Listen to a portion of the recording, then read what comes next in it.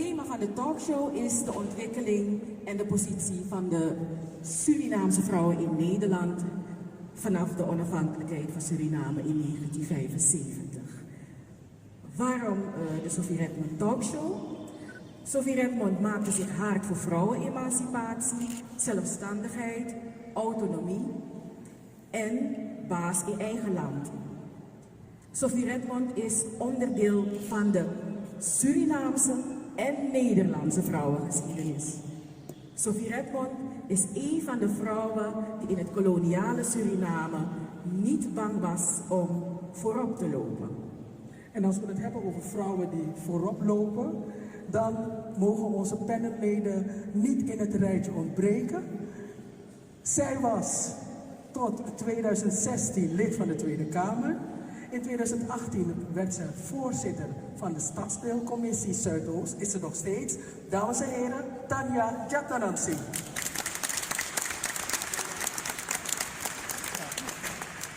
Even zitten. Waar gaat ze Waar moet ik zitten?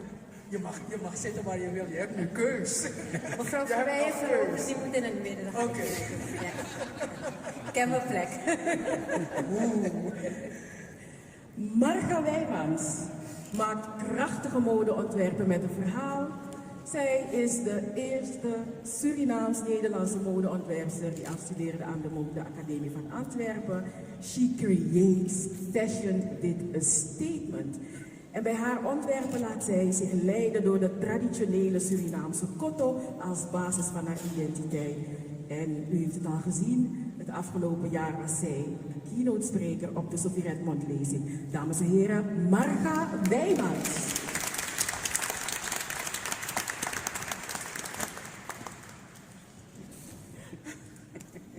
Zij heeft het vrouwenhart op de kaart gezet.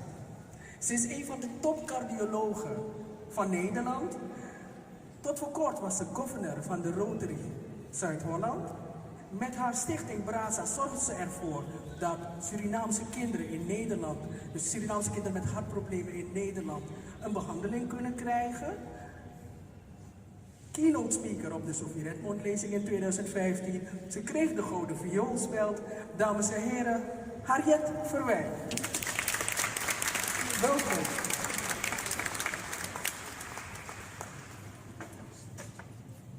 En dan moet ik nu. Ja. Nou moet ze Nou, ik ben blij dat jullie er zijn. Ik vond het zo spannend. En ik vind het zo geweldig. Vinden jullie nog spellen nu leuk? Graag applaus voor het piano. We zijn er erg trots op. Dankjewel dat jullie zijn gekomen. De nieuwe kerk die organiseert dus de Suriname tentoonstelling. En dat doen ze omdat Suriname straks op 25 november 1975 is Suriname onafhankelijk geworden, 45 jaar geleden. En wij hebben ons zitten afvragen, waar waren jullie nou op 25 november 1975? Waar was jij, Marga? Kleuterschool. Ja? Kleuterschool was ik. Had je er een notie van? Ja? Heb je er nog iets van gemerkt toen? Nee, ik heb er niet echt veel van meegekregen. Nee. Druk aan het spelen. Ja. Ja. En Tanja? Ja, ik heb er heel veel van meegekregen. Ik was vroeger een enorme nationalist. Zo klein als ik was. Er schijnt een foto ergens te zijn, maar mijn vader is het nog aan het zoeken. Waar ik op een gegeven moment met een Surinaams paspoort sta ergens voor een plek. En echt zo heel erg hoog in de lucht. Eindelijk ben ik Surinaamse. En dat was echt zo klein. En ik mocht ook, en dat vond ik ook mooi in het verhaal van Dr. Sophie Redmond. Want bij ons thuis, ik terroriseerde mijn moeder ook echt. Er mochten geen producten van het buitenland worden gegeten thuis. Dus alles wat Surinaams was en wat je in Suriname kon kopen, zei ik tegen moeder dat niet te kopen vanuit Suriname en niet allerlei import. Dan was ik heel klein, hè, maar ik lette er echt op en ging ook echt in de ijskast kijken wat mijn moeder had gekocht. En het product alweer als ze Skippy pindakaas kocht in plaats van Surinaamse pindakaas. Ik gooide het weg. Zo, je hebt ze geld gekost. Aha. En mevrouw Verwij, u was een jonge twintiger.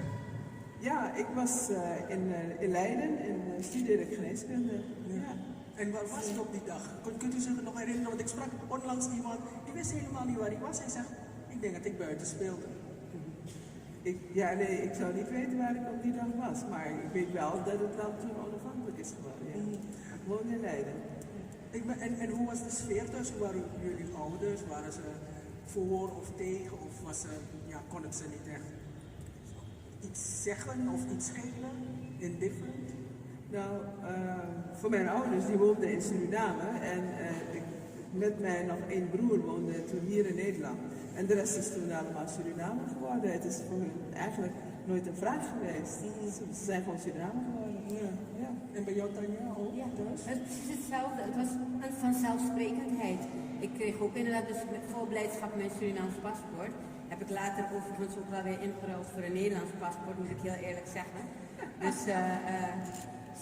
zo mooi is het verhaal ook weer niet. Ik heb dus uiteindelijk, toen ik hier kwam studeren, heb ik op basis van de toescheidingsovereenkomst ben ik toen een Nederlands paspoort. Dat is het enige juridische wat ik echt goed heb gedaan. Ik ben jurist, maar ik heb nooit iets met mijn studie gedaan.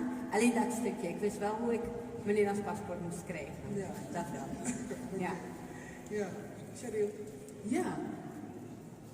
Ik was nergens, hè? Op 25 november Hoezo was je nog 1975. geboren? Nee. Je was nog niet in bestelling. Nee, ik was nog niet in de bestelling. Ik ben heel stil.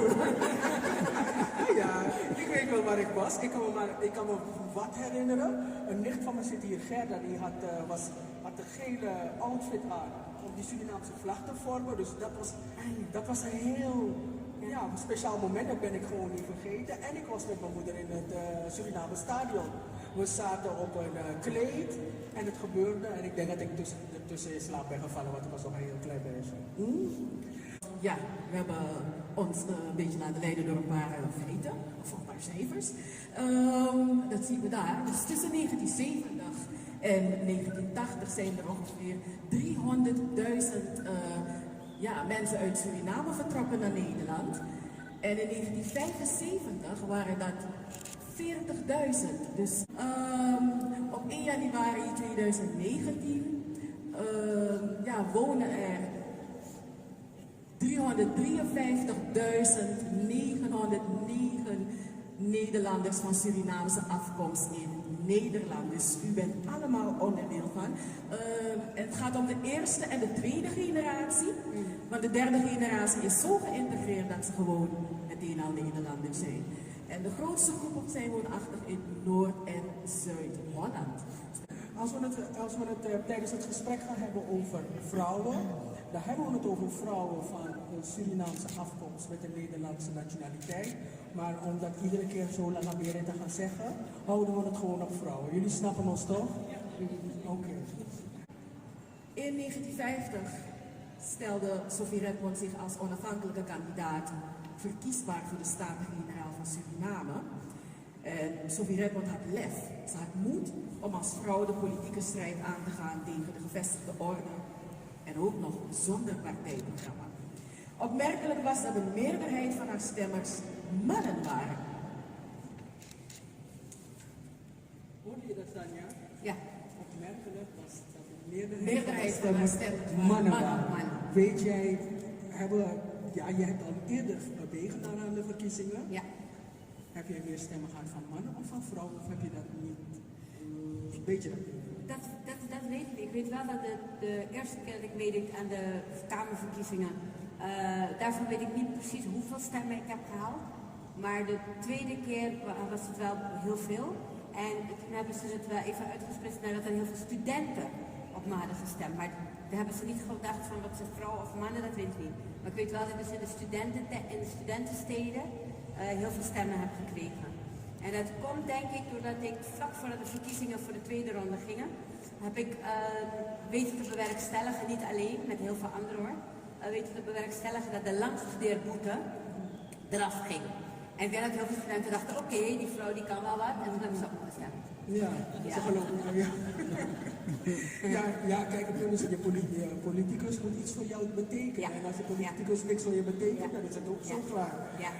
Nou, ik wil niet in de mineur beginnen, maar het is bedroevend. Er zijn bedroevend weinig Surinamers. Eigenlijk geen Surinamers in de Eerste en de Tweede Kamer. Geen mannen en geen vrouwen. Waar ligt dat aan? Wat gebeurt er? Ja, dat is een hele goede vraag en ook een een vraag die inderdaad verdrietig maakt.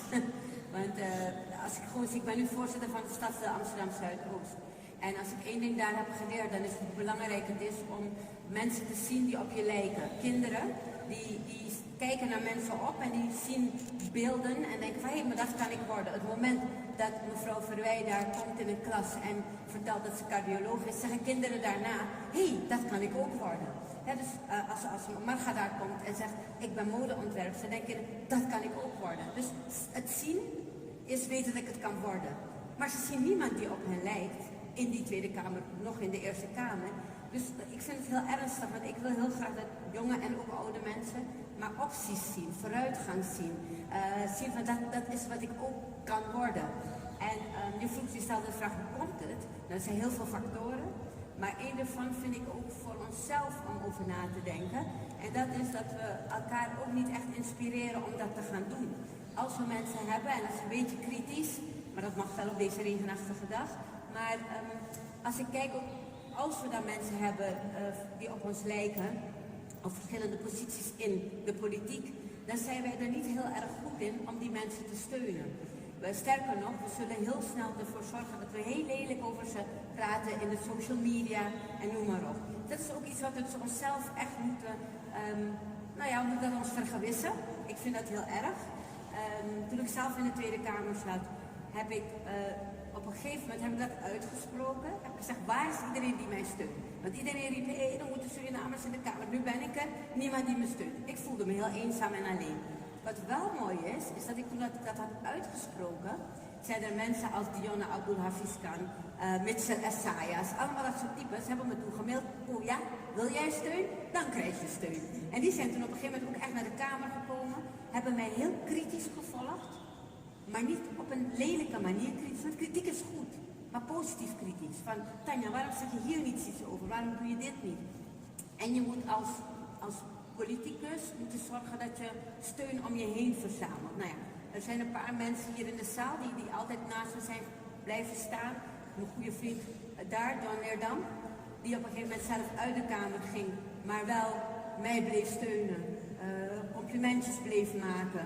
Hé, dit heb je goed gedaan, of misschien kan je dat anders doen. Dat helpt Simone, die daar zit, die dan als Simone ergens zit en ik zit er ook, dat ze dan even, dus daar refereren we naar elkaar. Dat zijn strategieën die maken dat je elkaar ziet. Dus zelfs al ben je niet zelf politiek actief, maar je hebt een podium gekregen, zorg dat je mensen die politiek actief zijn of willen worden, dat je ze dat podium ook biedt en geeft. Mart Radio, die altijd achter me is blijven staan, altijd heeft gebeld, hé Tanja, kunnen we in de uitzending plaatsen? Het zijn kleine dingen, maar die enorm helpen om een Antilliaans woord ervoor is ambiente, om de ambiente te vinden, om dat te gaan doen. Want politiek is vreselijk ingewikkeld, het is helemaal niet leuk. Je wordt heel vaak echt uitgescholden. En als je dan niet mensen om je heen hebt die je steunen, dan wordt het erg moeilijk. Dus wij kunnen zelf iets doen. En daarnaast, ook heel belangrijk, want niet alleen nog wij zelf, maar daarnaast zie ik ook wel dat er zijn allerlei manieren om mensen ook van die lijsten te houden.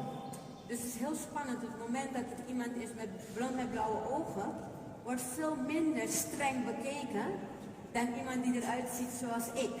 En dat zullen we ook gewoon moeten benoemen. Dat moeten we gewoon benoemen. Want als je het benoemt, dan kun je er wat mee doen. Als wij allemaal blad voor de mond blijven nemen, dan kunnen we het nooit oplossen. Er zijn heel veel blond met blauwe ogen mensen die ons heel goed gezet zijn en die echt naast ons staan. Dus die moet je bij je hebben, die bondgenoten. Maar er zijn ook mensen die echt gewoon, ik weet nog, en dan hou ik op, maar mijn eerste debat in de Tweede Kamer had ik verschrikkelijk goed voorbereid. Want ik wou het goed doen, natuurlijk. Want ik wil het ook goed doen voor mezelf, maar ook voor al die mensen die op me hadden gestemd. Dus je voelt je schatplichtig. Ik ben verschrikkelijk goed voorbereid en ik vind zelf oprecht dat ik dat debat best goed had gedaan. Vervolgens op Twitter heeft niemand gezegd wat heeft ze goed voorbereid, wat heeft ze het debat goed gedaan. Het ging alleen maar over mijn Surinaamse accent. En of ik dat als de donder niet kon afleren. En of ze die vrouw niet, letterlijk stond er op Twitter, kunnen ze haar niet wegsturen uit die Tweede Kamer. Dit kan niet en dit mag niet. Nou, toen dacht ik, oké, ik had daarvoor lette ik, John weet dat. Ik lette heel erg op mijn accent, dat ik netjes zou praten. Maar toen ze dat hadden gezegd, dacht ik, oké, wil je het? Dan krijg je het ook. Dus ik heb nooit meer iets aan mijn accent accent gedaan. Integendeel, gewoon dit is het, klaar. Ja, dit ik ben is een het. Surinaamse vrouw, ik ben er trots op. Dit is wie ik ben en zo ga je me zien, klaar.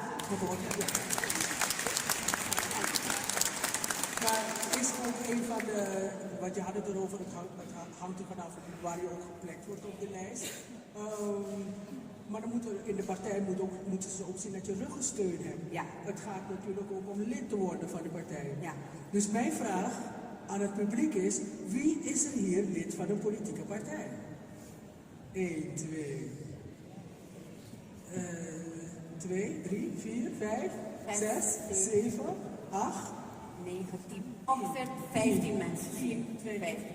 Ja. Dat is niet veel, hè? Dat is niet veel, want ja, Cheryl zei gisteravond tegen me, maar volgens mij zijn Surinamers niet echt lid ook van een vereniging.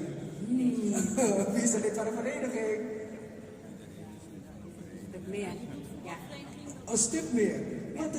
Want alleen maar als je lid bent, kan je iets bepalen. Ja. Nou ja, kijk, er zijn twee dingen. Enerzijds hebben jullie gelijk als je zegt politieke partij. Het is goed om daar lid van te zijn. Fantastisch. Inderdaad, word vooral lid. En doe dat dan ook een beetje links, hoop ik. Maar dat ben ik. Nee, onzin. Nee, het zou belangrijk zijn. Denk vooral, zonder gekheid. Denk vooral inderdaad zelf goed na. Waar sta ik? Wat vind ik belangrijk? En ga op basis daarvan kijken bij welke politieke partij je zou willen horen. Maar dat vind ik zelfs nog stap 2. Stap 1 is namelijk, laten we gaan stemmen. Want als je kijkt ook weer naar de analyse die is gemaakt bijvoorbeeld van mijn stadsdeel. Het mooiste stadsdeel van heel Nederland natuurlijk. Amsterdam Zuidoost. Maar tegelijkertijd, als je kijkt naar de hoeveel mensen zijn gaan stemmen, de opkomst van stemmen. Dan is dat bedroevend laag. Sterker, het is het laagste van heel Amsterdam. Dus we hebben daar ook nog een wereld te winnen. En kijk, ik snap het ook wel een beetje.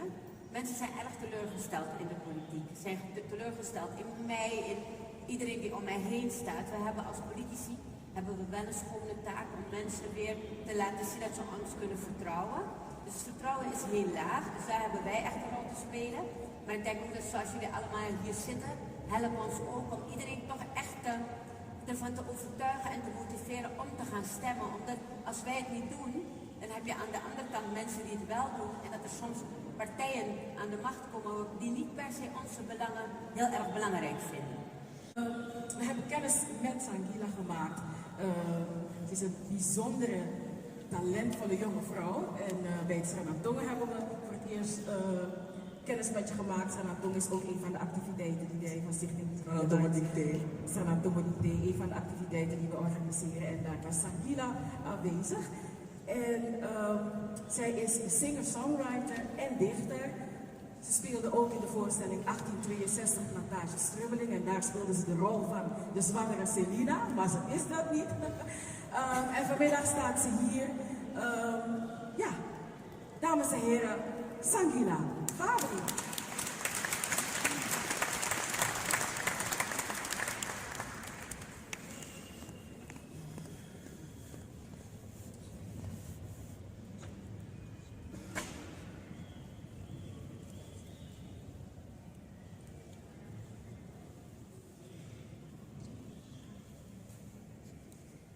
Goedemiddag iedereen. Ondro libamide, due carimi. Ondro atramide, poche carimio. Ondro libamide, due carimi. Ondro atramide, poche carimio. Due carimi, poche carimio. Ondro libamide, due carimi, poche carimio. Ondro libamide, due carimi. Poema mekimi. Anomi meki poema. Mi echari ning fu Paul, Bernstein en Pleveer. Mina brudu fu Fabri, Schenkers en Herold. Poema mekimi. Anomi meki poema. Kumbate beri mi paramaribo. Piri mi buba. Trapo mi yeye. Koti mi tongo. Furu mi. Fufurumi fu Ghana. Fufurumi fu Liberia. Fufurumi fu Afrika. Pranimi tapu pranasi.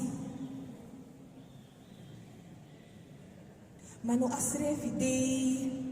Ano asrefi dei te wiwiri fadong na watra adepori.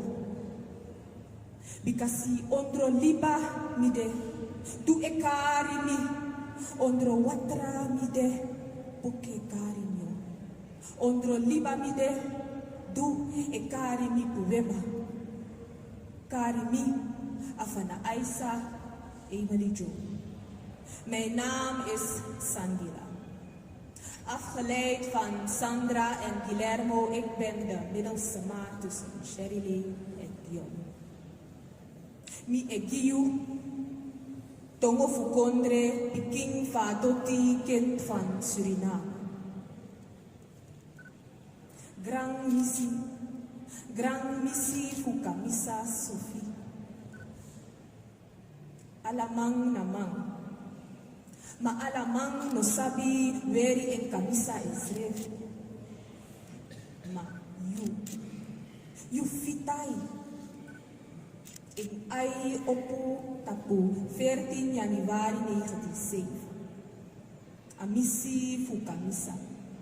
Chari boskopu di don denki shileki afronto. Eyeye chari pro de beki fumusha tapupoko. Di escrivi en srevi. Sang ede strati chari ne. Sa ede atoso modo anga borsu prenki fu en. Sa ede gudu fu entang kisi moro leti bikasi alamang namang. Ma alamang no sabi fuere kamisa en srefi. Kweti. Achari kulturu ini fini fu emaniri. No tiri mindri de barbari fumam. Atang hore srefi ini srefi densi. Trusu e memre ini marki fuleri. Opo yeye. Takentongo. Chari sabi leki bigi toto tapen skoro piking e moksi someni fukoni ini marki fu presenti sa de leri a misi a gran misi fu kamisa so leki misi Celestine e kweki piking Feni sakafasi ini kring krutu pasi di abewani abi dende abewani pri adorose abe musufu leri ala sortu buku sondro a froktu fu verstang a sting chari someni notu dat neki agi a leri apoti mofo meki de rutu di chari futu tapu agrong fusanan bradi verstang anga a spikri taki datra nuwa aksiwasan alamang namang mano alamang sabi fuere kamisa en srefi Tori fu engrantangi, broko adompu inidenki, kweki uma. Fu kenki, ateki sari, no badari yusrefi uma, no badari yusrefi. Shi, dumoro inisporo. Adalai lai lai lai lai, adalai lai lai lai lai, adalai lai lai lai lai. Emily Fankre, adalai lai lai lai lai, adalai lai lai lai lai, adalai lai lai lai lai, Emily Fankre, adalai lai lai lai lai, adalai lai lai lai, adalai lai lai lai lai, Sophia Redmond. Dankjewel, Sandra. Zangila. Nou, we hebben nog wat feitjes voor jullie. Hoeveel vrouwen van Surinaamse afkomst... Ik wilde die vraag stellen, maar het is er al, hoor. Joost is snel. In Nederland wonen er 186.134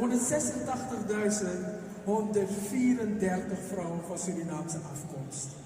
Hiervan zijn 94.000 werknemers, 9.000 zijn zelfstandigen, 8.000 ZZP'er zonder personeel en 1.000 zelfstandigen met personeel.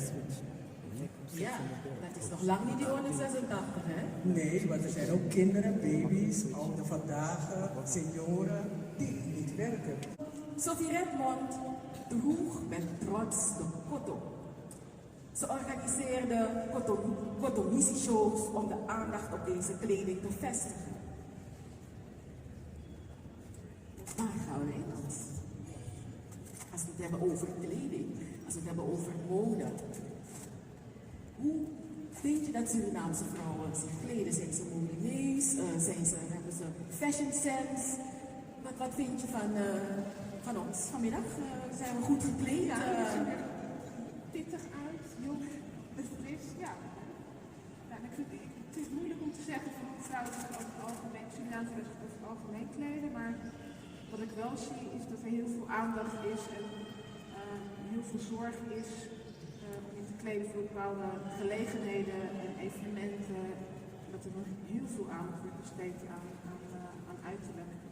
Op een manier respect te tonen voor die gelegenheid. Dat zie ik, ja. Dus er is wel een verschil. In de Nederlandse cultuur kan het soms zijn dat je op een feest of op een trouwerij misschien heel casual je spijkerbroek gewoon aan hebt, maar ik denk niet dat het in het algemeen Surinaamse mensen overkomt dat ze dat aan hebben op zo'n op een hele belangrijke gelegenheid. Zijn we overdressed of? Nee, dat geloof ik niet. Nee. Wie blendt in? Ja. Overdressed bestaat niet? Nee. Ja. Als ik ergens kom, word ik met allemaal goud. Maar moet je nou precies moeten weten dat ik er ben. Oké. Nou ja, omdat ik zei van ja, Surinaamse mensen zijn best wel mainstream. Ze gaan niet echt een uitspatting vormen van een kotto misschien, of misschien een sari, maar wij gaan niet echt, echt out of the box denken. Ik denk dat we toch wel, ja, ik wil niet zeggen dat we grijze muizen zijn, maar wij gaan niet over de top met onze outfits. Nee, dus ja, we zijn, merk ik ook wel in mijn familie, als ervaring als jong meisje of tiener. Ik was vrij extreem in de kledingkeus, heel excentriek. En in mijn familie was er wel ruimte voor, maar op grote familiefeesten kwam ik toch wel heel raar aangekeken, sowieso hoor. Ik herken maar in het bijzonder.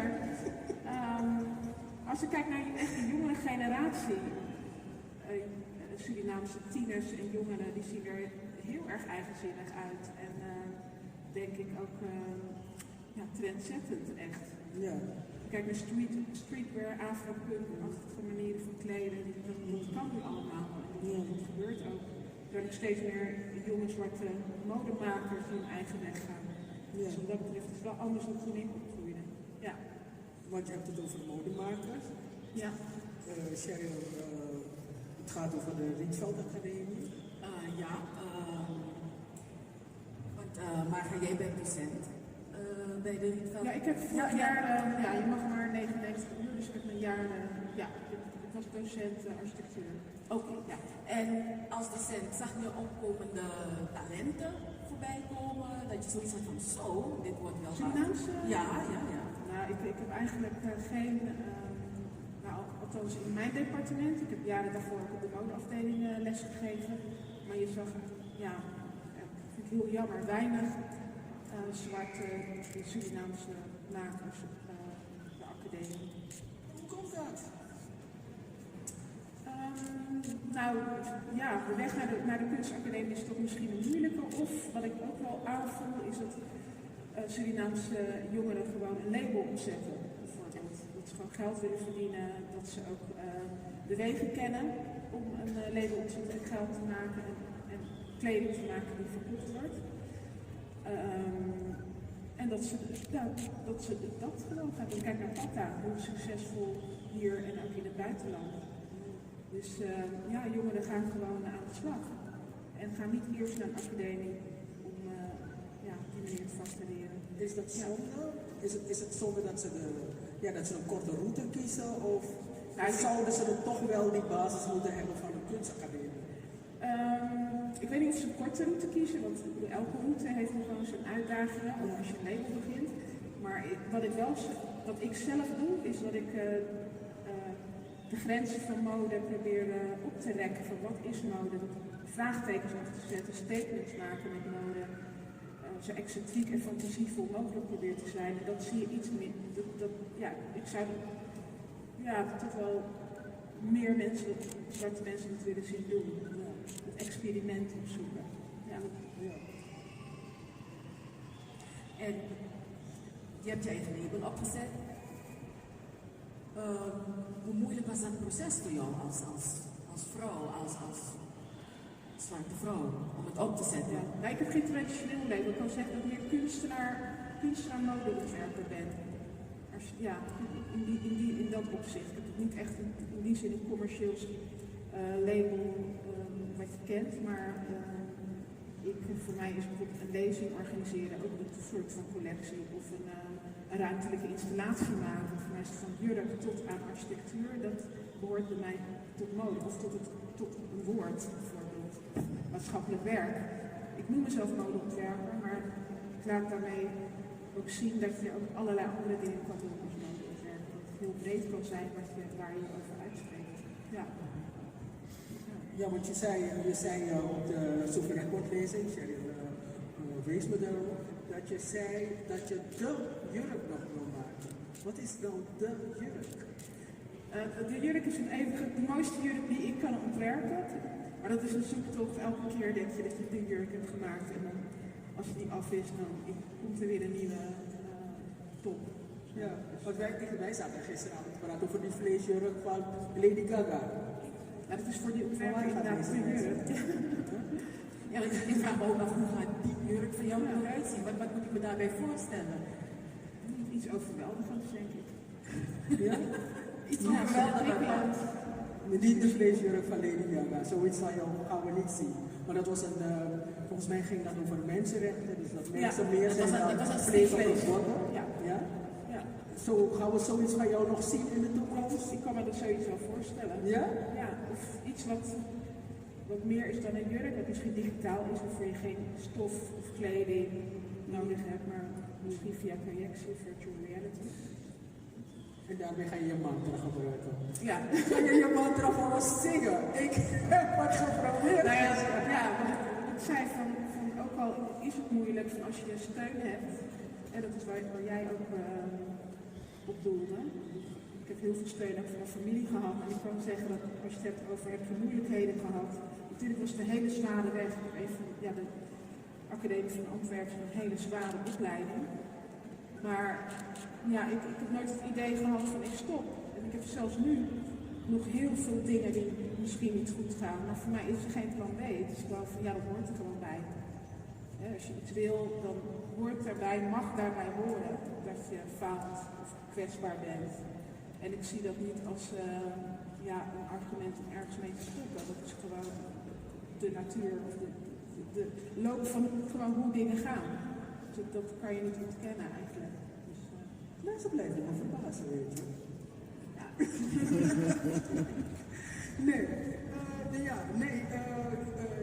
Je zei je maakt mode met een statement.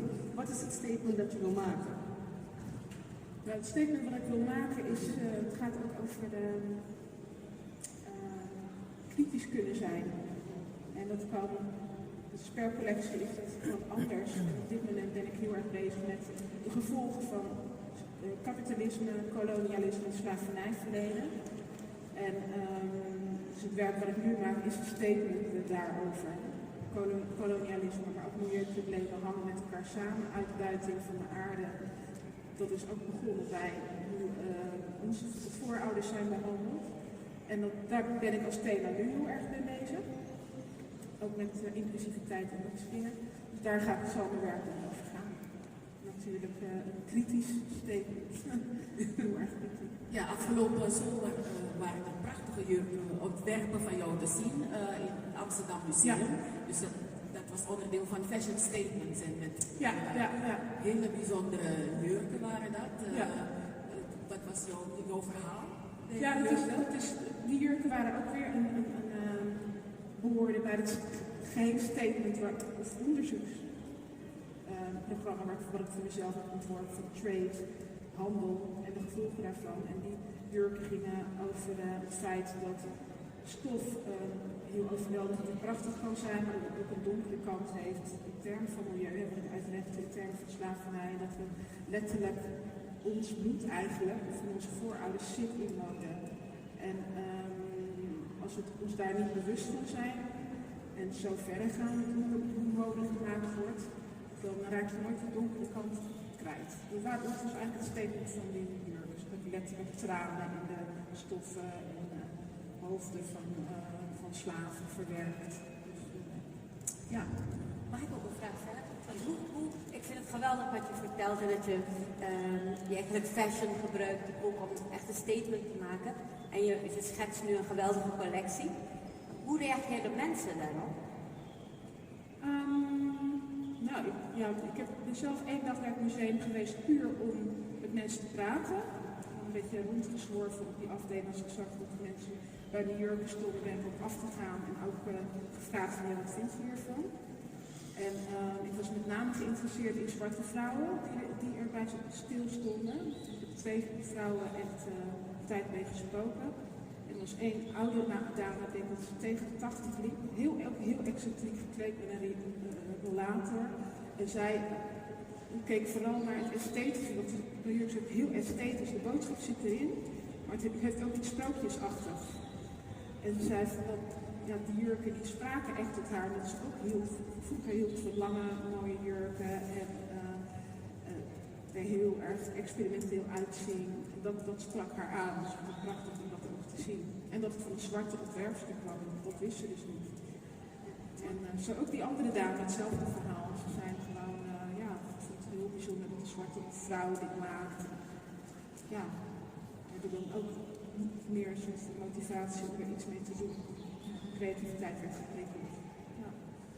Nou, op de Souvenirs-lezing van vorig jaar, 2019, het lijkt al zo lang geleden, maar het was pas. Kreeg jij Anissa, een Miss de Neef. En je was daardoor zo ontroerd geraakt. En heel veel mensen in het publiek die kwamen aan ons vragen, maar waarom was ze eigenlijk zo ontroerd? Vertel het als, want er zijn een aantal van ze hier. Nou, dat gaat ook weer over die hele moeilijke weg in de mode.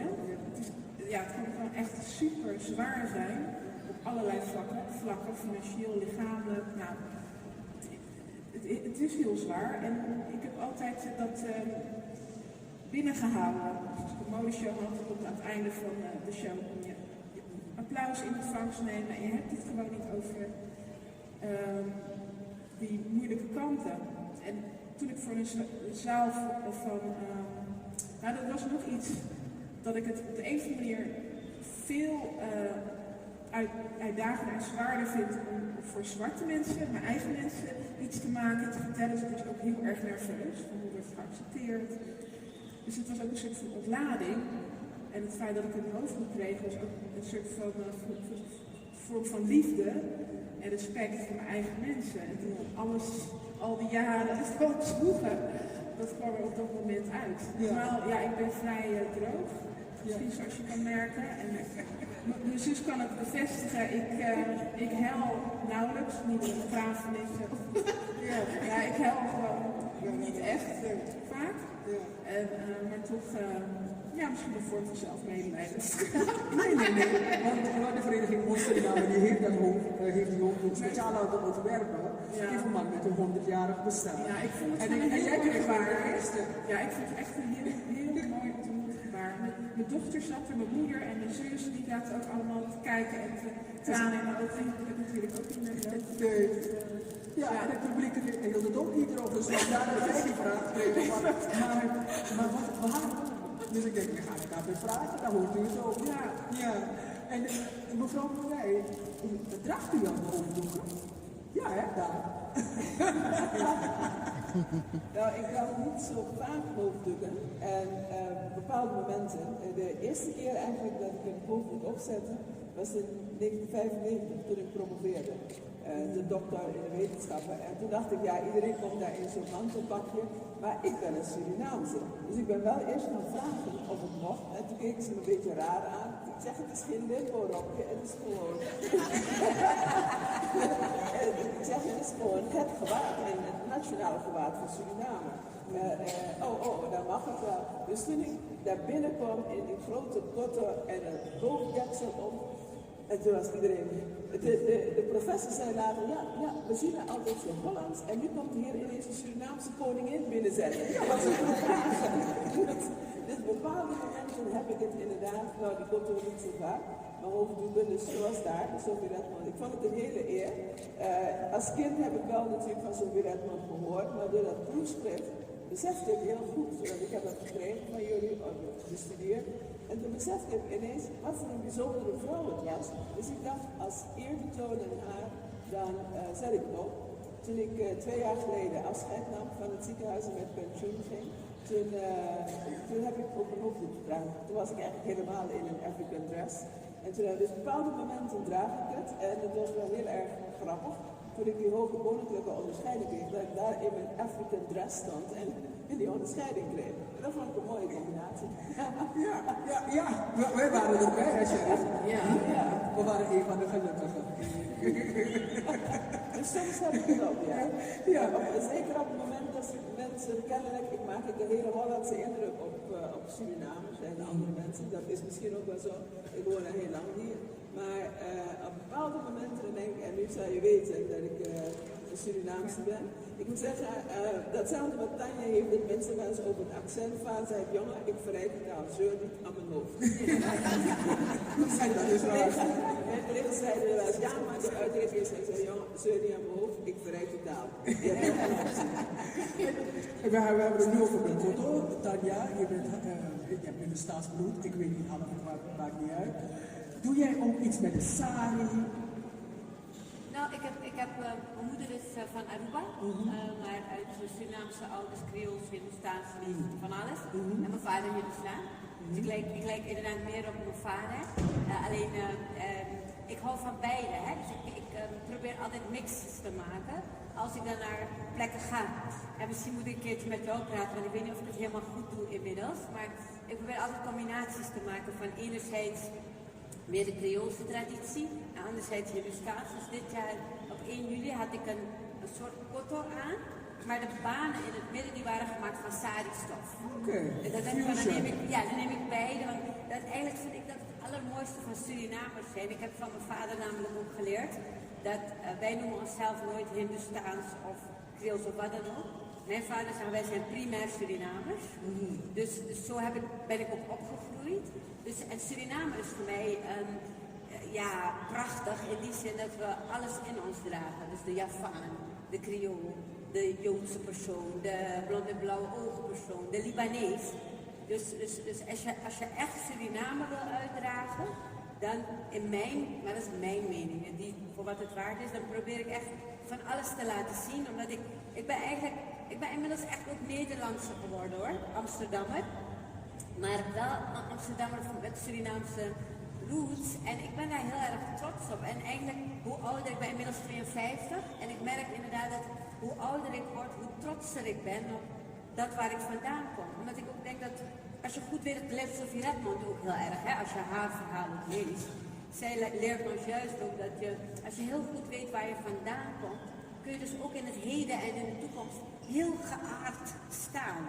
En dat wens ik eigenlijk met name onze jonge mensen nu heel erg toe. Je merkt dat in een samenleving waarbij we echt toch een beetje tegenover elkaar gaan staan, sterker, waar we heel erg tegenover elkaar staan, dat het erg belangrijk is om te weten waar je vandaan komt. Mijn nichtje, en dan hou ik op, maar dit is ook echt veel, mijn nichtje is nu 13, Christel. En Christel is van een Hindoestaanse moeder, Hindoestaans-Creoolse moeder en een Creoolse vader. Maar geboren en getogen vooralsnog in Nederland. Maar zij kwam laatst van school. En toen zei ze, ik ben zo rijk.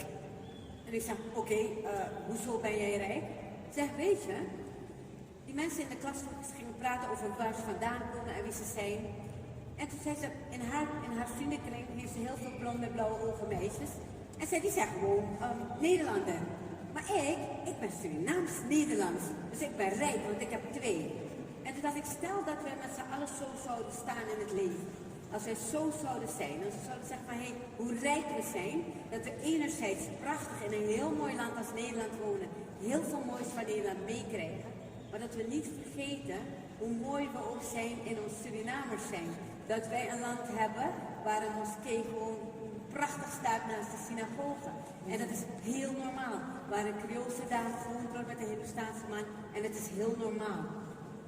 En waar het ook heel leuk is als kindertjes rennen, Graciela, dat is ook heel normaal.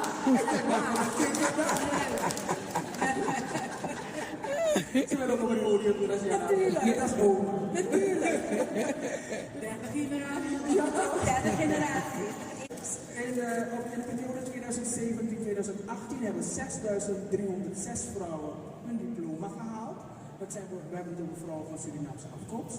Het voortgezet onderwijs 1992, volwassen onderwijs 168, MBO 2623, HBO Bachelor 773, Master 38, 313 vrouwen hebben hun WO Bachelor gehaald en 291 hun WO Master. Voor de doctoraal zijn er in 2017, 2018 heeft niemand zich waarschijnlijk ingeschreven, of was nog niemand klaar. Maar dat hebben ze goed gemaakt, want de vervolgopleiding, ja gelukkig kunt u dat niet zien, maar dat kan ik u wel vertellen, 47. 47 hebben hun doctoraal vervolgopleiding gehaald in de periode 2017-2018. En deze cijfers hebben we van het CBS gehaald. Sophie Redmond ging op jonge leeftijd de strijd aan met haar vader. Ze wilde arts worden, dokter in het koloniaal Suriname van de vorige eeuw. En op 25 februari 1935 Gaat goed? Ja, maar niet kapot. Oké. 25 februari 1935 behaalde zij haar artsenbul. En ze behandelde naast haar betalende patiënten ook talloze on- en minvermogenden. Ja, en dan gaan we nu bij Harriet, want we hebben het over Sophie Redmond, haar medische kant. Harriet, je hebt jarenlang in het Leids Universiteit Medisch Centrum gewerkt als cardioloog en je bent met welverdiend pensioen, dat heb je net al verteld. Hoe is het om nu zelf je dag te kunnen bepalen? Nou, ik heb altijd zelf mijn dag bepaald en ik kwam op mijn 18e naar Nederland om hier te studeren. En na alle verwarring, toen ik een beetje mijn balans had gevonden, is één ding wat ik al snel leerde, ik moet zelf in de driver's zitten. Dus ook als je verplichtingen hebt, kun je het zelf regelen. En dat heb ik, en natuurlijk gaandeweg naarmate ik ouder werd, had ik meer dingen, tools om zelf te regelen. Maar ook toen ik 60 uur werkte, die agenda, ze hadden toestemming tot een bepaalde level waarin ze mijn agenda mochten invullen. Er was een deel wat ik altijd zelf bepaalde. En nu is alleen dat deel heel groot geworden, doordat ik natuurlijk niet meer als dokter werk. Het deel wat ik zelf bepaal is heel groot geworden. Maar ik ben altijd zelf aan het wiel geweest, ja. En dat is ook iets wat ik denk wat heel eigen is voor Surinaamse vrouwen. Surinaamse vrouwen zijn hele sterke vrouwen. Ze staan er vaak alleen voor. En ze leren al heel gauw te overleven. De weerbaarheid en de veerkracht van de Surinaamse vrouw, dat vind ik heel bijzonder. En ik ben blij dat mijn wortels daar vandaan komen. Surinaamse vrouwen zijn heel sterk. Ja. Maar je verveelt je dus niet. Nooit. Ja, ik weet natuurlijk niet hoe het is om cardioloog te zijn. Maar mis je dan die adrenaline niet, die rush om dat moeilijke, complexe probleem van het hart, om dat op te pakken als je dat hoort van je collega van die en die is gekomen, denk je, nee, ik weet hoe het moet. Ik wil het eigenlijk gaan doen. Nee, ik ben 40 jaar dokter geweest, waarvan 34 jaar cardioloog. En in die 34 jaar heb ik alles gedaan wat ik wilde doen en bereikt wat ik wilde bereiken. Kijk, ik ben geen professor geworden, omdat mijn drive was sinds ik 13 ben, ik wil zieke mensen beter maken. Dat was mijn drive. En als je hoogleraar bent, dan zit je toch veel meer aan de meer papierkant dan aan de doekkant. Ik heb er bewust over nagedacht en ben dat traject niet ingegaan om hoogleraar te worden, omdat ik bij de zieke patiënt wilde zijn. Ik heb vrouwen gehad, daar ben ik het meest onbekend, maar eigenlijk het meest baanbrekende wat ik gedaan heb, is het steunhart te introduceren voor patiënten die afgewezen waren voor harttransplantatie en eigenlijk hun begrafenis moesten gaan regelen. Om daar het apparaat voor te laten plaatsen en daarmee dus nu tientallen, een paar honderd mensen per jaar in Nederland in leven te houden, met kwaliteit van leven. Het gaat niet alleen om mensen in leven te houden, maar ze moeten ook kwaliteit hebben. En dat heb ik allemaal gedaan en ik heb kennis overgedragen, duizenden studentencolleges gegeven, honderden lezingen gehouden, tientallen cardiologen in Nederland opgeleid. Dus ik heb ook de volgende generatie gereed gemaakt om de vakken van mij over te nemen. En dan heb je een voltooid lekker gevoel. Ja. En in dat lekkere gevoel doe ik andere dingen nu.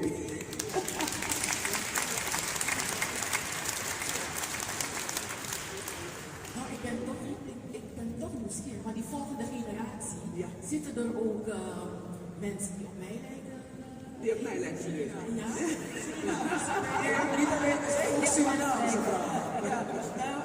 Ja, ik heb heel veel, Leiden heeft gewoon als student al zitten heel veel mensen ook met een etnische achtergrond. Maar bij de cardiologie zijn er ook mensen met een Surinaamse, Antilliaanse of een andere achtergrond die we mogen opleiden. En we hebben een overeenkomst, dus het LUMC, een overeenkomst met Suriname, dat wij de cardiologen van Suriname opleiden. En van de huidige cardiologen die daar in Suriname wonen en werken, is het overgrote deel in Leiden opgeleid. En daar hebben we natuurlijk ook een steentje aan bijgedragen, daar hebben we nog steeds goed contact mee. En dus daar er zijn genoeg mensen die op jou en mij lijken. En ook op Tanja. Ik ben ook op Tanja. Ja, maar hoe gaat het nou met het hart van de Surinaamse vrouw? Hoe gaat het met ons hart? Behalve dat het soms gebroken wordt, maar dat is iets anders. It's another story. Dat is een andere talkshow. Nou ja, kijk even dat het gebroken wordt. Het broken heart syndroom bestaat echt. Ja, ik geloof het. Nee, het bestaat. Dat is wetenschappelijk ook aangetoond. Als je acute heftige emoties hebt, kun je een verschijnsel hebben wat lijkt op een hartinfarct.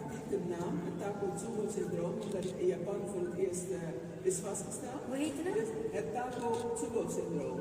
Dat komt omdat het lijkt op de Japanse potvis. En dat zij hebben dat het eerste vastgesteld. Nou, dat is de manier, de vorm die het hart dan aanneemt ten tijde van de acute zuurstofnood. En dat ziet een beetje anders uit dan de andere soort hartinfarct. Maar goed, het heeft dus hinaus, ik kan tegen al die mannen hier in de zaal zeggen, zorg met zorg en liefde voor het vrouwenhart van de Surinaamse vrouw. Ja, even goed verzorgen. Dat even als boodschap mee. Maar dus dat bestaat. Maar wat ik belangrijker vind, want kijk, hart- en vaatziekte is in het overgrote deel van de gevallen een verworven ziekte. We zijn er niet mee geboren. Het percentage mensen met aangeboren hartafwijkingen is 2 of 3%. En de rest hebben we geleidelijk aangekregen, zoals wij grijs haar krijgen of iets dergelijks. En het begint met de risicofactoren. En wat mij eigenlijk bezorgd maakt, is dat vrouwen in het algemeen, maar ik denk Surinaamse vrouwen nog meer, weten niet wat hun risico is. En waarom weet je niet wat je risico is? Ze weten niet wat hun bloeddruk is. Ze weten niet wat hun bloedsuiker is. Ze weten niet wat hun cholesterol is. En het ergste is, ze vinden dat ze de dokter niet mogen lastigvallen. Ik praat af en toe, geef af en toe wel een lezing bij wat oudere Surinaamse mensen. Zeggen ze, ja, maar kan die dokter toch niet lastigvallen? Ze zeggen, mevrouw betaalt op premie. Ik zeg, het is uw recht. Dus ik wil hier ook zeggen, ga eens af en toe naar uw huisarts en laat u goed nakijken laat naar die suiker kijken, laat naar die cholesterol. En die dokter moet er niet over vertellen, maar u heeft toch geen klachten? U hebt er recht op. En daar wil ik met name op hameren. En tel ook voor die mannen, want de mooiste mannen zijn toch de Surinaamse mannen. Maar ik heb 6 broers, dus ik refereer aan de 6 mooie jongens. Maar het is heel belangrijk dat je uw risico kent, want dan kun je er iets aan doen. Maar ik vind het heel jammer als ik hoor dat jonge Surinamers hun nieren niet meer werken, of ze hebben hersenbloeding gekregen omdat hun bloeddruk sky high was of iets dergelijks. En dat is heel, heel erg jammer. Dus ga naar je huis en laat je nakijken, ken je risico. Laat je niet afschepen van ja, maar je hebt nog nergens last van. Of waarom wil je het weten? Naar je skin, naar je, het is jouw lichaam. Je mag het weten, je moet het weten en je moet daarmee. En dat is de driver's seat van je eigen leven. Want wanneer je bij mij bent of mijn collega ben je te laat. Ik kan alleen repareren. Ik kan je niks nieuws teruggeven. Ja. Ik kan me vragen, wat zijn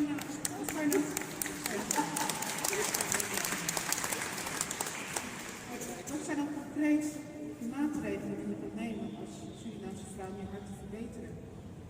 Nou, concrete maatregelen zijn de eerste, je moet je risico weten. Dus je moet de getallen weten. Niet dat je bloeddruk is goed. Dat is niks. Zegt niks. Dus je moet de getallen weten.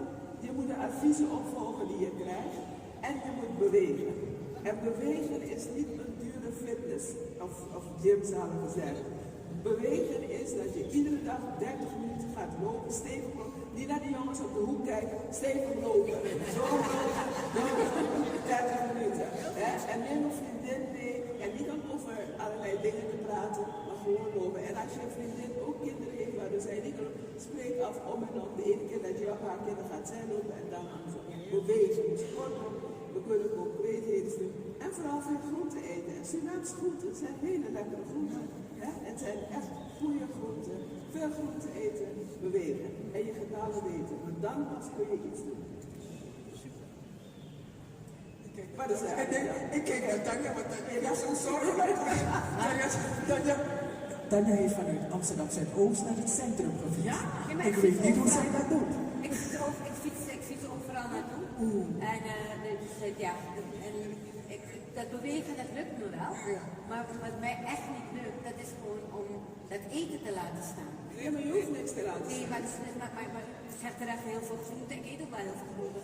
Maar ik eet ook, dat is wel de Hindustan in mij, denk ik. Dus ik hou verschrikkelijk van heel veel rijst met heel veel daal erop. Weet je, en ik weet dat het niet gezond is, maar het is zo lekker. Zo lekker. Dus dan moet ik weer gaan fietsen. Maar compenseer dat dan? Ja, dat compenseert zeker. Maar kijk, het is hetzelfde als vroeger, of misschien nu nog. Als je iets doet wat je weet dat je niet mag doen, maar je hebt ervan genoten en dan kun je daarna natuurlijk wel weer verder gaan. Dus op zich maakt het niet uit dat je de rijst met naam eet, als zolang dat niet 7 dagen in de week is. En probeer iedere keer een beetje minder te nemen. Ja. En vooral gewoon goed bewegen. Dat is eigenlijk de keynote. Daar gaan we aan. Maar u zei ook een keertje in een andere lezing. Oh, sorry, ja. Het was respect. Je zei dat hier ook in een, volgens mij was dat nu bij ons, ik heb ook even bij het Alpda College gewerkt. Had je het over ook het belang van los van eten en bewegen, maar ook de mindset, de vrolijkheid en misschien dat, ja. Ja, dat is zeker belangrijk natuurlijk. Het leven geeft ons cadeautjes die we niet besteld hebben, maar het komt. En, maar de pracht is om toch in elk en een van jullie heeft het, of jij haalt het aan en die modewereld die moeilijk is, nou de medische wereld is niet makkelijker. Ik heb geen ervaring met kunstenaars natuurlijk, maar elk ding heeft zijn prijs. En ik denk dat we ons van bewust moeten zijn dat als je ergens wil komen, je niet geparachuteerd wordt in de top. Je begint onderaan en je moet every level has its own devil. En je moet die dingen overwinnen en je moet doorgaan. Maar je moet een focus hebben. En een focus hebben, ik wil daar komen, maar doe het op een relaxte manier. Ik was een van de machtigste cardiologen daar in het LUMC. Ik was een van de 10 cardiologen onder die 1500 die beslist of iemand een ander hart heeft. Dat betekent als ik je afwees dat je je begrafenis moet regelen. Maar ik ben daar niet gekomen omdat ik een mooi gezicht heb. Ik ben daar gekomen omdat ik een slimme meid was. Ik heb mijn talent gebruikt en ik heb snoeihard gewerkt, 60 uur per week. Maar ik nam ook een ander mee.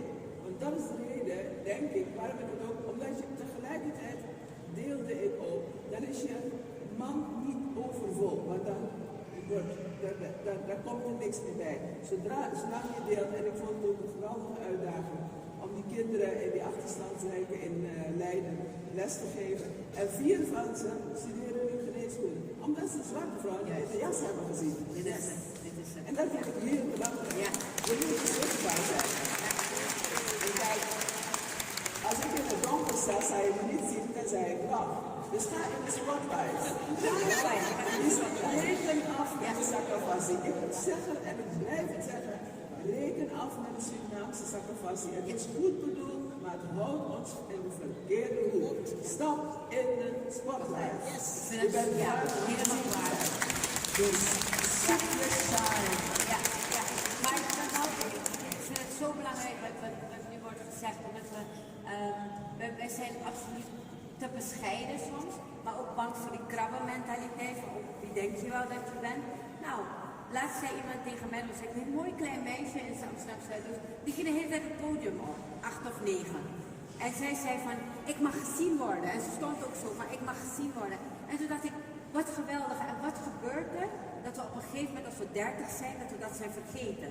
Dus omdat we dat meisje van 8 dat wel op het podium durft te staan en zegt, ik mag gezien worden. Dat als je 30 bent, dat je denkt, nou nee, laat ik maar ergens in een hoekje gaan zitten. Dan gaan we dus heel weinig bereiken, inderdaad. Omdat je denkt van, je wil je ook niet aanstellen. Ik zeg best wel vaak, Cheryl, kom laten we jaffen. Zegt Cheryl tegen me. Maar dan zegt ze een andere keer tegen mij, laten we jaffen. Soms moet je gewoon echt gewoon jaffen. Ja, laten we jaffen. Nu gaat het jaffen. Ja. Er is een heel mooi Sranatomo-woord voor Wogava. Ja toch? Wogava. Wogava. Wogava, ja, zeg ik het goed zo? Wogava. Dus vanaf nu, Wogava.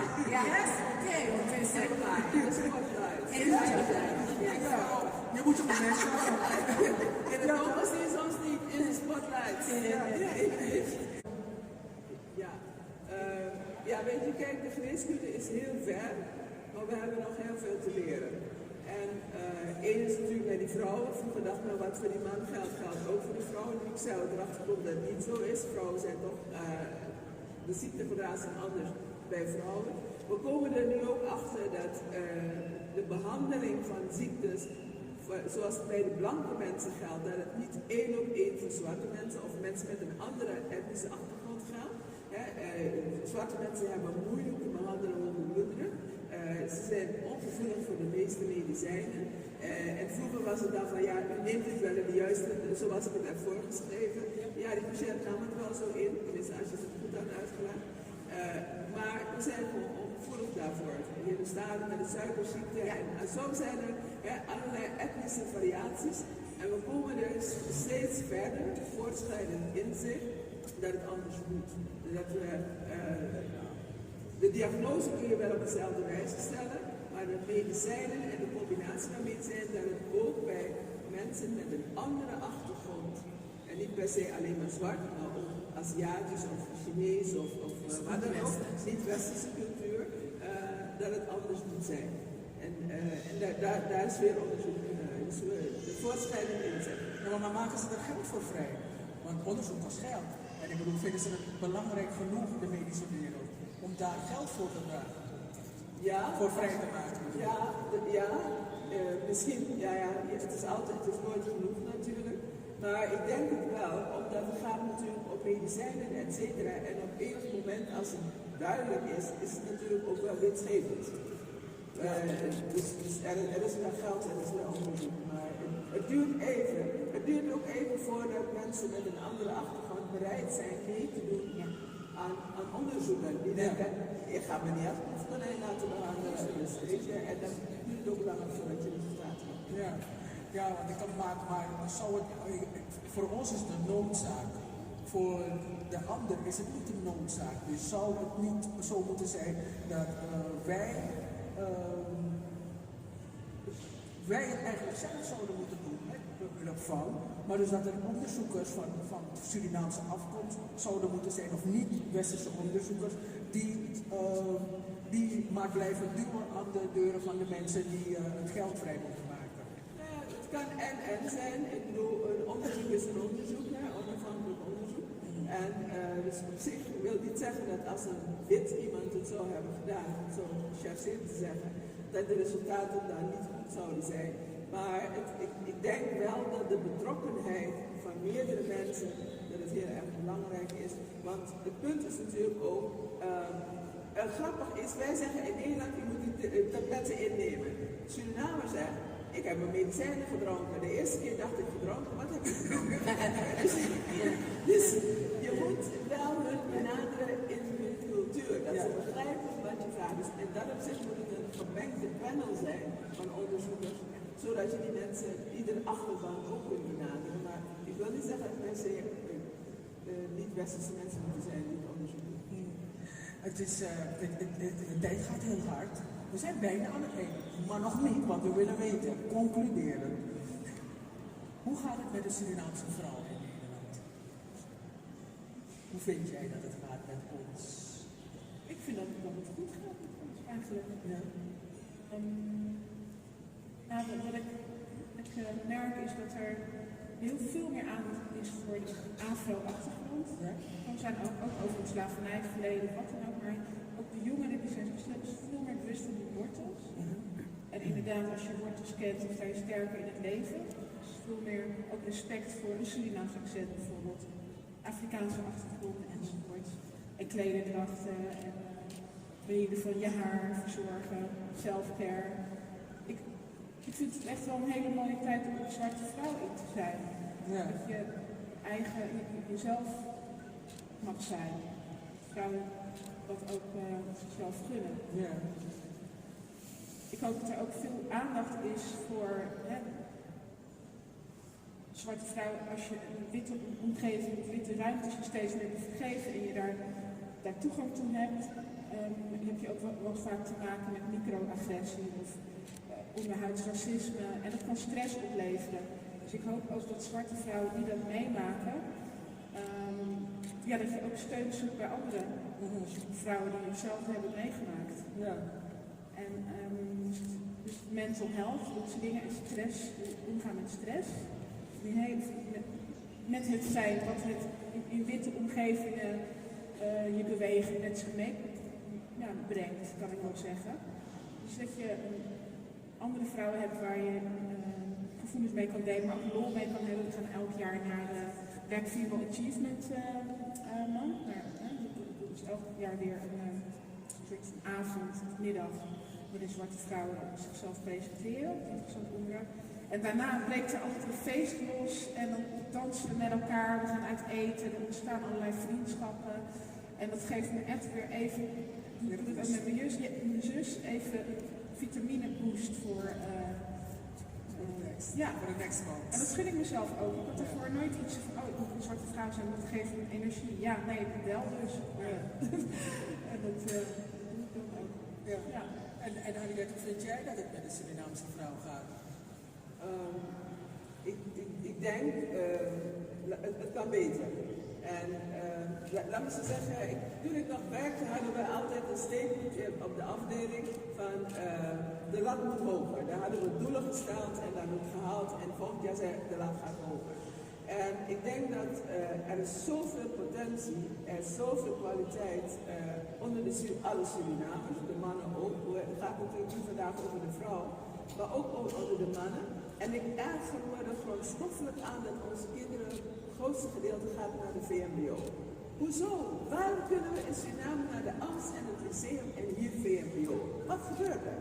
Daar erger ik me dus ontzettend aan en daar maak ik me ook hard voor. Dus de Surinaamse vrouwen, de lat moet hoger en ze zijn er. Er zijn heel veel Surinaamse vrouwen, color people, met hogere functies die niet zichtbaar zijn. Dus laat je zien, zodat de generaties na jou ook denken, oh, ik kan dat ook worden, ik kan daar ook komen. En misschien worden ze niet een dokter, worden ze weet ik veel wat, maar ze stappen uit hun comfortzone. En wees aanraakbaar, dat ze het gevoel hebben, oké, ik kan die vastpakken en ik kan me vragen stellen. Dus het kan beter, we gaan een heel eind en Surinaamse vrouwen zijn sterk en weerbaar en hebben veerkracht. Maar ik zou ze veel meer willen zien in hoge functies en ik hoop dat ik in mijn leven nog meemaak dat we een zwarte minister-president hebben. Want meer dan gewonnen.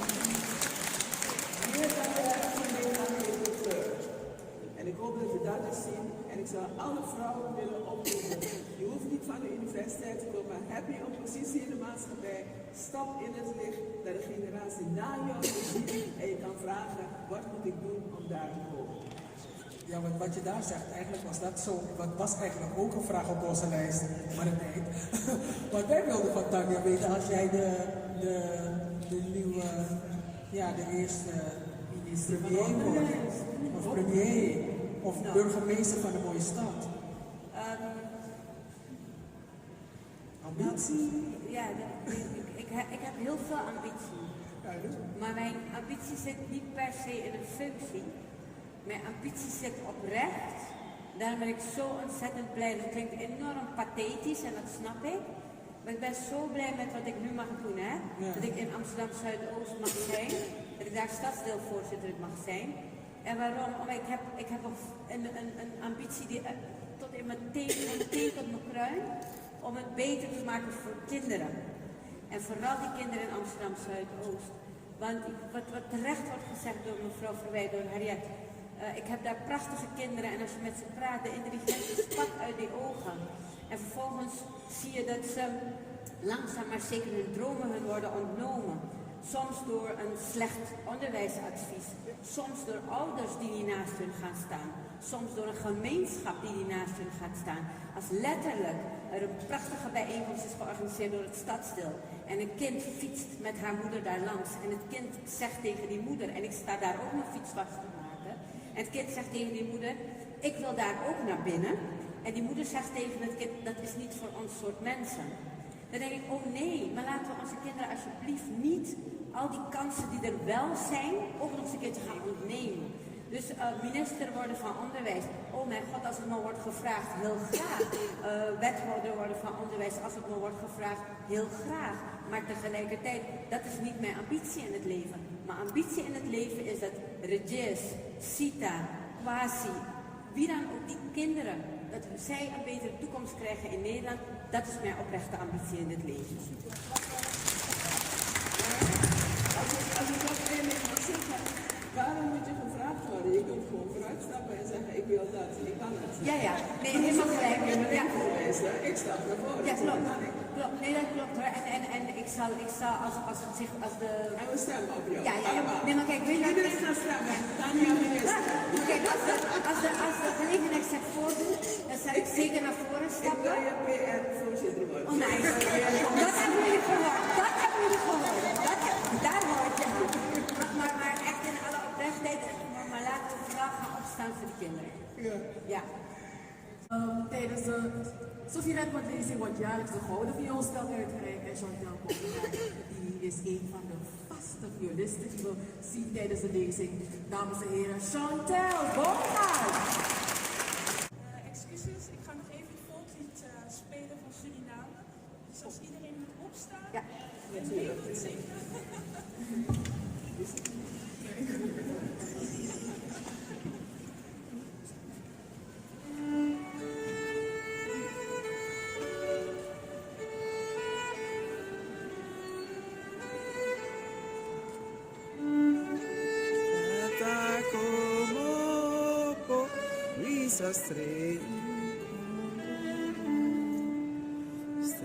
Strevinos a frede, gado de mi fecima, eri libite nabu, ede risa freti gisrana.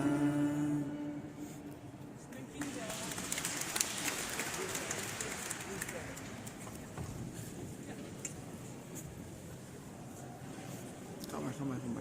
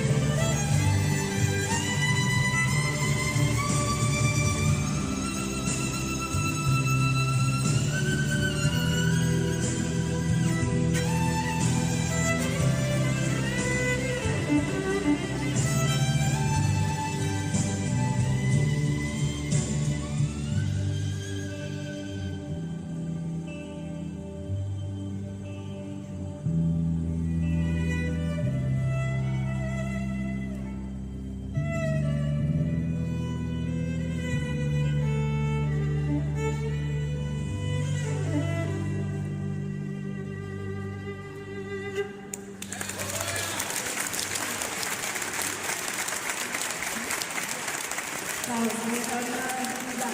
Applaus voor haar, maar dat was geweldig. Chantel Bonga.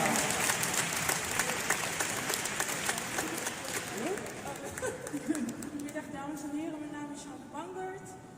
Zoals u ziet ben ik violiste en student op de Conservatorium in Rotterdam en daar studeer ik de Argentijnse tango.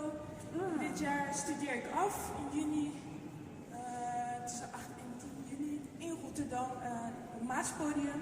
Jullie zijn van harte welkom.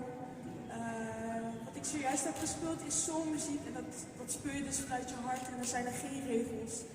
Dus ik speel adlibs op de viool en iedereen kan het voelen, hopelijk. Ik hoop dat jullie het hebben gevoeld. Dank jullie wel. En in september start ik mijn eigen muziekschooltje. Bangert Vioolpraktijk in Rotterdam. Dus als u kinderen heeft die graag de viool willen spelen, je kunt contact opnemen met mij. Dank u wel. Nou, ze is zichtbaar. Hè? Dus in de spotlight. En ze zorgt dat ze de spotlight pakt. Yes. Nou, we hebben niet voor niks voor Chantel gekozen. Het favoriete instrument van Sophie Redmond was de viool. Haar vader wilde er op pianoles zetten. En toen was ze 13. De vader had alles al geregeld. En de docent. En alles. En toen zei ze, nee, ik wil geen piano, ik wil viool. Zo was Sophie Redmond ook weer. Dankjewel, Chantel. Nou, serieus? Akaba? Ja, ik ga voor ook heel snel gegaan. En we willen een paar mensen bedanken. Natuurlijk, bedanken. Wacht even, de mensen willen nog wat vragen. Ik zie dat iemand nog wat vragen. Ik ga met die microfoon even daar naartoe. Hoi, hoi. Oké, alsjeblieft. Ja, vanuit het publiek, maar dat heb ik beloofd. Goedemiddag. Ik heb één vraag aan Marga, omdat de zus, de naam Simone, nu ook hier zit. Ik zou graag willen weten hoe het komt dat jullie natural zijn gebleven. Qua haar. Ook voor haar. Dankjewel, sorry. Ik denk dat ik al natural was voordat het een ding was. Gewoon omdat ik geen tijd en zin had om iets aan mijn haar te doen. En streken en dat soort dingen, daar moet je best wel veel energie in steken en die had ik gewoon niet echt. Dus voor mij is het gewoon hoe ik ben. Dus weerspiegeld in mijn haar. Dus toen het eenmaal natural in kwam, kon ik het naadloos erin schuiven. Dat ik het al gewoon voor mezelf was. Dat is ook een voorbeeld van. Ja. Ja, maar willen mensen niet hun hand zo in je haar steken? Ja, ik heb Dan zeg je, don't touch. Ja, ik heb een tijd in Londen gewerkt. Ja. En toen had ik echt een hele grote bos haar gekweekt op een of andere manier. En als ik dan in een discotheek liep, deden mensen echt gewoon voluit. Maar ik vond het nooit zo erg. Ik vond het gewoon leuk, die aandacht. Ik heb nooit zoiets van don't touch my hair. Oké. Nou, we moeten afsluiten, maar de 1,5 uur meneer Mos. Ja, want ja, was het eigenlijk zo gewoon aan de tijd houden. Ja. Ja. We willen iedereen bedanken. Jullie alvast als publiek dat jullie zijn gekomen. Hartelijk dank. En natuurlijk onze keynote speakers. Oh nee, onze panelleden, onze gasten. Ik ben zo gewend aan de keynote Ja, speakers. hè? Ja, onze panelleden. Cheryl, doe het. Panelleden. Marga Wijmans. En ze krijgt een bloemetje. Harriet Verwij. En Tanja Jadranansi. Natuurlijk ook bedanken wij ook Sangila, Fabri, Sangila Fabri. en Die krijgt ook Chantel. Waar is Chantel? hotel. Dankjewel, Hier John. achterin. Dankjewel, het Nieuwe Kerk. Hartelijk dank. We zijn blij dat wij bij de talkshow hier in jullie locatie mogen komen. Hartelijk dank. Ook dank aan John Leerdam. Dinsdag 14 en woensdag 15 januari de Sophie Redmond monologen. Ik heb begrepen dat ze uitverkocht zijn. Cartano de Moro. Helaas. De 14e is de geboortedag van Sophie Redmond. Dus dat is een hele mooie. Is er ook een feestje? De 14e, is er ook een feestje? Dat is een monoloog. Oh, de voorstelling is een feestje, oké. En ja, let op.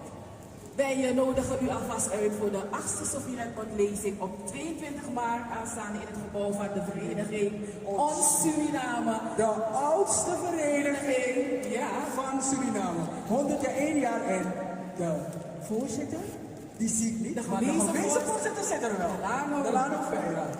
Van de vereniging Ons Suriname. De oudste Surinaamse vereniging. 101 jaar. 101 jaar. Ja. Nou, Ja, dank u wel, lieve nou, mensen. hartelijk dank. Mevrouw, we zijn zo blij. Dankjewel. U kunt nog naar de tentoonstelling, dus dat is wel een van de mooie dingen. Als u nog niet geweest bent, dan heeft u nog een uurtje om te genieten van de tentoonstelling. En wel thuis, lieve mensen.